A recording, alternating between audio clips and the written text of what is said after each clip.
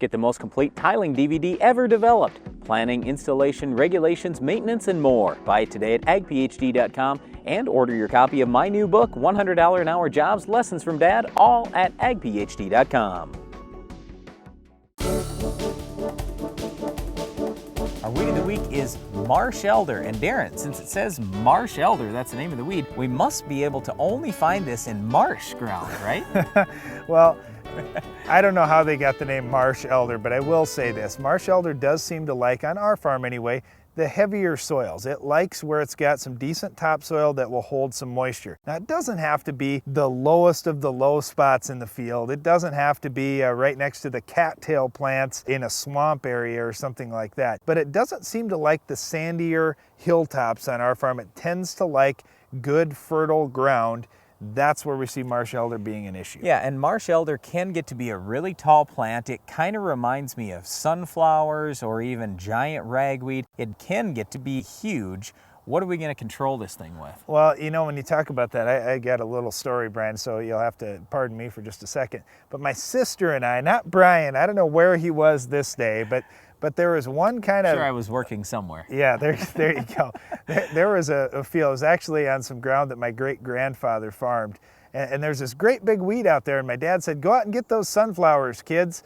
So my sister Janelle and I went out to get these sunflowers that we thought, and we got out there, and we had never seen this weed before. It was tall, the leaves looked fairly similar to sunflower, but the stalks were smooth. We thought it was kind of neat, so we pulled a few of them, and we ended up chopping a few of them off with corn knives because they were pretty big. And when we pulled them and brought them back in, Dad's like, wow, that really isn't a sunflower. And we identified the weed as marsh elder at that time. And once we knew what it was, you know, we saw a few here and there all over. We had kind of just thought, oh, that's just a different kind of sunflower, and it really isn't. It's a different weed. Okay, so now we've learned that Darren can go out and individually control marsh elder, but what are we going to use for herbicides? Well, fortunately, you can kill it with many of the same herbicides that kill sunflowers, and that's why we hadn't identified it when we were kids, because when Dad would go out to spray some sunflowers, he did a great job on marsh elder too. So that's the whole thing. The other thing is, back in those days, we really didn't have a lot of great options for sunflowers. We do today for sunflowers and marsh elder. So you can start pre-emerge in corn, for example, with Balance Flex, or maybe the new Kixor Sharpen. In soybeans, you could also use Sharpen. You can use Sencor. We've got a few options there too. In wheat, you could start down with something like Sharpen again. Even Prepare will probably have a little bit of activity on it. Okay, well, post-emerge, here's where the key is. With marsh elder, it can get really tall. I mean, I've seen marsh elder to be 8 feet tall or even a little taller. So you have to get it early in the season. This weed can grow fairly fast,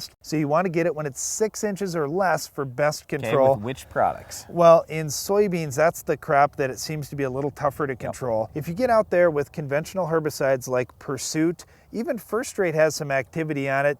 With a little bit of a kicker from something like Flex Star, you can do a pretty good job controlling marsh elder. In corn, no big deal. You can use Status, it does a great job. Even Callisto and Lotus do a pretty nice job as well. In wheat, we don't usually have a lot of marsh elder. No, the wheat generally chokes it out, but you could go out there with Husky or a number of different products there too. We've got a lot of options in terms of marsh elder control. And we talk about all those herbicide options, Brian, but let's not forget the best weed killer that we've got working for us in our fields. It's crop canopy. If we can get that crop up and established and completely shade out underneath those rows, marsh elder won't get a start and it won't be a problem for you. Well, that's it for our Weed of the Week, marsh elder, but stay tuned. Iron Talk is coming up next.